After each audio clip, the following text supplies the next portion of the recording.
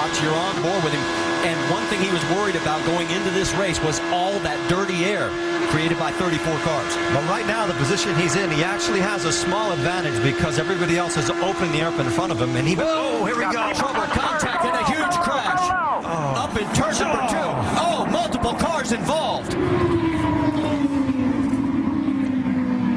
Oh, my. It looks like Dan Weldon may be involved in it. And Eddie, you and I spoke about this morning on the drive-in. Just this amount of cars, the speed, just the chance for what they call the big one. And what happens in conditions like that, even if you're 300 yards behind that, you cannot stop these cars.